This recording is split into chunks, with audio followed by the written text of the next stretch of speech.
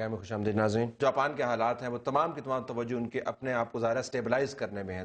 Very critical phase.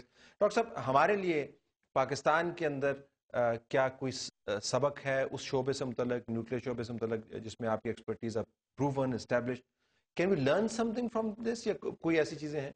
دیکھیں جتنے nuclear power reactors ہوتے ہیں یہ ہمیشہ یا سمندر کے کنارے بنائے جاتے ہیں. ہمارے ریئیکٹرز دریا کے کنارے, انڈس کے کنارے بھی بن رہے ہیں چشمہ میں. تو ایسی جگہوں پہ سمندر ہو تو یہ سونامی آ سکتی ہے. اب جاپان میں جو سونامی آئی ہے انپریسیڈنٹڈ اس لیے تھی کہ ارتھکویک بہت بڑا تھا, ٹھیک, اور پورا جاپان کا جو پیننسولا ہے وہ 2.4 میٹرز شفٹ ہو گیا. تو پاکستان میں اگر دریا کے کنارے ہو تو دریاؤں میں بھی فلڈز آ سکتے ہیں. پچھلے سال بھی فلڈ آیا ہے. بالکل. تو ہمیں یہ اب ساری دنیا یہ سوچ رہی ہے کہ what could Japan have done to prevent damage from the tsunami. ٹھیک, جو سونامی میں نقصان ہوا ہے یہ اس کو کس طرح سے روکا جا سکتا تھا. تو وہ یہی تجویز سامنے آ رہی ہے کہ جو ریئیکٹرز تھے کیونکہ وہ ایک کلسٹر میں ہیں, قریب ہیں, تو ان کے اور سمندر کے درمیان ایک پروٹیکشن وال بن جاتی تو یہ سونامی ریئیکٹرز کو ہٹ نہ کرتی. ٹھیک, اور ان کو بچایا جا سکتا تھا. تو ہمارے بھی اگر ریئیکٹرز جس طرح دریا کے کنارے ہیں تو ہمیں بھی چاہیے پروٹیکشن والز بنا لیں. گو کہ اس لیول کی سونامی تو نہیں آئے گی, اگر فلڈز آتے ہیں تو آہستہ سے پانی رائز کرتا ہے, لیکن قدرت کے معاملات کا کسی کو پتہ تو نہیں ہوتا. جاپان نے بھی نہیں سوچا تھا کہ ایسا ہوگا. بالکل, اس لیے پروٹیکشن والز پانی کے اور ریئیکٹر کے درمیان اگر بن جائے تو وہ زیادہ بہتر ہے. اچھا, ایک جو آپ نے بھی ذکر کیا تھا تابکاری کے بارے میں, پبلک کی معلومات, جی ہمارے یہاں پہ تو یہ کبھی ڈیبیٹ ہوتی نہیں ہے. لوگوں کو کیا پتا تابکاری کیا ہے, ان سے ریئیکٹر کتنا دور ہے, اگر خدا نہ خواستہ کوئی تابکاری ہو گئی, کوئی حادثہ ہو گیا, کس نے نکالنا ہے. وہ جاپان جیسے نظام کے اندر بھی evacuation is such a huge issue. خدا نہ خواستہ, اور ہم نے فلڈ میں دیکھا ہے کہ لوگوں کو اپنے گھروں میں سے نکالنا, فلڈ آنے میں بھی 1 مہینہ ہے, ریلا پہنچنے میں لوگ گھروں سے نہیں نکلتے.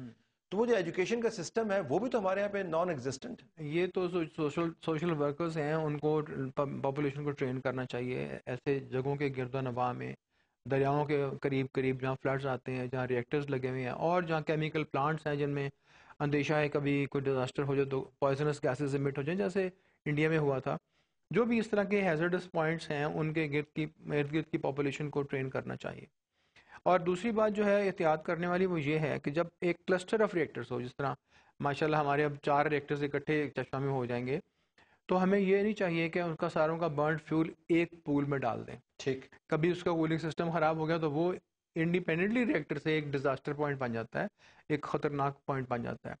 تو یہ پولز 2-3 بنا کے اور برنڈ فیول جو جلا ہوا استعمال شدہ فیول ہے ان کو تھوڑے تعداد میں علیحدہ جگہ پہ اسٹور کرنا چاہیے. جب as a scientist when you were looking at these pictures, دیکھ رہے تھے, what did you feel? Well, just as I said, شروع میں جیسے میں نے کہا ہے کہ انسان خواہ کتنا ہی ٹیکنالوجی پہ عبور حاصل کر لے تو قدرت تو ایک قدم آگے رہتی ہے, اور اس لیے ہمیشہ آفات سے دعا کرنی چاہیے کہ انسان محفوظ رہے. اور دوسری بات جو ہے وہ یہ ہے کہ جتنی بھی ہم ٹیکنالوجی کا استعمال کر رہے ہیں دنیا میں, یہ اس طرح کے ایکسیڈنٹس تو ہوتے رہیں گے, اور جتنی آپ زمین کے گراؤنڈ کے قریب اپنی زندگی گزاریں گے نیچرل طریقے سے, جیسے لوگ کہتے ہیں کہ آپ پرانے دور میں جس طرح سادگی سے ہم رہتے تھے, اگر اس طرح رہیں گے تو اتنا ہی ان چیزوں کا اندیشہ سائنسدان کا. لیکن ڈاکٹر صاحب کمال یہ ہے کہ پہلے آپ ہماری زندگی کو کمپلیکس کرتے ہیں اور اس کے بعد نتیجہ یہ اخذ کرتے ہیں کہ ہمیں سادگی سے زندگی گزارنی چاہیے. بالکل. But this is the way the cycle goes. میں آپ کا بہت مشکور ہوں تیمن صاحب, آپ کا بھی, اور امبیسڈر صاحب جادمانی صاحب آپ کا بھی. ناظرین, ہماری طرف سے آج صرف یہی کچھ مقصد یہ تھا کہ آپ کی توجہ دلائیں. ہم روزمرہ کے معاملات کے اندر اتنے گم ہو گئے ہیں کہ دنیا کے اندر جو بڑی بڑی ڈیولپمنٹس ہیں اس کے اوپر سے ہماری نظر ہٹ گئی ہے. پاکستان دنیا کے اس خطے میں موجود ہے جہاں پر دنیا کی ہر ڈیولپمنٹ اس کے اوپر اثر انداز ہوتی ہے. ابھی تو ہمیں اس کے اوپر بھی ڈسکشن کرنی ہے. جو مشرق وسطیٰ کے اندر ہو رہا ہے ہمارے بالکل ساتھ دنیا کا نقشہ تبدیل ہو رہا ہے, اور ہم یہی دیکھ رہے ہیں کہ لوٹا کون ہے کون نہیں. بہرحال ہم توجہ دلاتے رہیں گے. مہمانوں کے مشکور ہوں کہ انہوں نے ہمیں جوائن کیا. ہماری طرف سے ناظرین یہی کچھ, اجازت دیجیے, اللہ حافظ.